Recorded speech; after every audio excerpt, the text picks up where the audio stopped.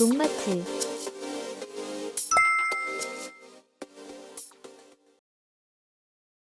마늘 비대기는 마늘 재배 과정에서 가장 중요한 시기라고 볼 수 있습니다.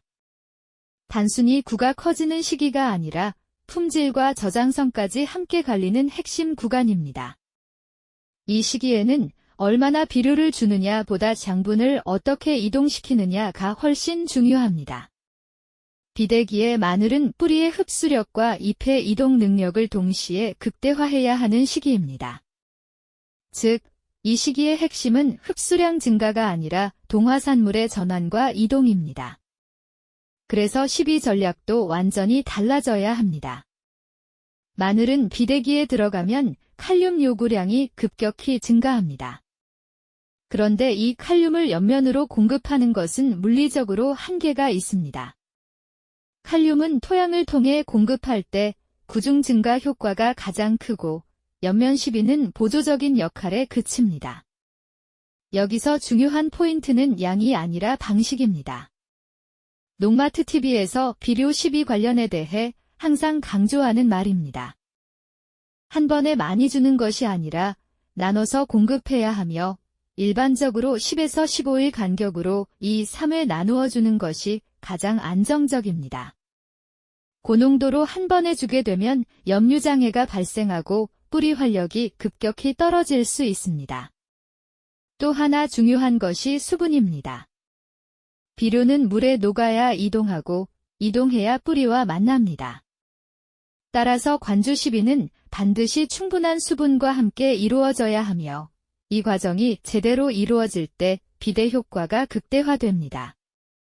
옆면 시비는 보조수단이지만 타이밍에 따라 효과가 크게 달라집니다. 옆면 시비는 양분을 많이 공급하기 위한 목적이 아니라 흡수 속도를 높이고 생리반응을 조절하는 데 목적이 있습니다. 특히 저온이나 가뭄 등으로 뿌리 활력이 떨어졌을 때 또는 비대기 후반 뿌리 기능이 감소하는 시점에서 효과가 크게 나타납니다. 옆면 시비로 칼슘, 붕소, 아미노산 처리는 광합성을 유지시키고 동화산물의 이동을 촉진시킬 수 있습니다. 특히 비대기 후반에는 이 조합이 구비대와 품질 향상에 중요한 역할을 합니다. 칼슘은 식물 체내에서 이동이 매우 느려 뿌리에서 흡수되어 알까지 가는 시간이 걸리지만 옆면 시비를 병행하면 잎의 세포벽을 강화하여 스트레스에 강하게 만들고 저장성을 높입니다. 붕소는 탄수화물 이동을 촉진하여 구의 무게 증가에 직접적으로 관여합니다. 아미노산은 스트레스를 완화하고 양분 흡수를 돕는 역할을 합니다. 다만 옆면 시비는 사용 방법이 매우 중요합니다. 고온 시간대에 살포하면 증발로 인해 효과가 떨어지고 고농도로 사용할 경우 약해가 발생할 수 있습니다. 따라서 반드시 이른 아침이나 해 진력해 저농도로 살포하는 것이 좋습니다. 비대기 시비의 핵심은 칼륨 중심 전략입니다. 질소는 이미 생육 초기 충분히 공급된 상태이기 때문에 이 시기에 질소를 과다하게 주면 오히려 문제가 발생합니다. 대표적으로 벌마늘 발생, 조직 연화, 저장성 저하 등의 문제가 나타납니다. 따라서 비대기 후반으로 갈수록 질소는 줄이거나 중단하는 것이 도움이 됩니다. 칼륨은 구비대에 직접적인 영향을 주는 요소입니다. 특히 황산칼륨은 염화칼륨에 비해 마늘의 품질 향상에 유리한 것으로 알려져 있습니다. 황산칼륨을 사용할 경우 황산칼륨의 황성분이 마늘의 매운맛 성분인 알리신 함량 증가와 한대의 마늘에서 구가 더 단단하고 알차게 자라 수확량이 늘어나게 됩니다. 이는 단순한 크기 증가를 넘어 맛과 저장성까지 개선된다는 의미입니다. 미량 요소 관리도 매우 중요합니다. 앞서 말씀드린 것처럼 붕소는 탄수화물이 잎에서 구로 이동하는 과정에 직접 관여합니다. 이 과정이 원활해야 구가 충분히 팽창하고 무게를 늘릴 수 있으며 부족하면 구가 작거나 속이 비는 문제가 발생합니다. 칼슘은 세포벽을 강화하고 조직을 단단하게 만드는 역할을 합니다. 비대기 중 칼슘이 부족하면 구가 약해지고 저장 중 부패가 빨라지며 수확 후 장기 보관 품질이 떨어집니다.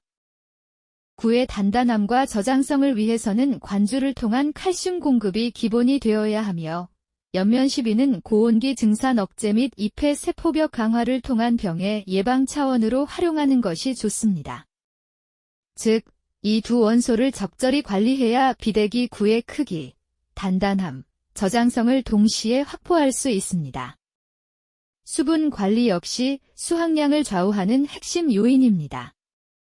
비료는 물에 녹아야 뿌리가 먹을 수 있기 때문에 비대기에 가뭄이 오면 구가 커지지 않습니다.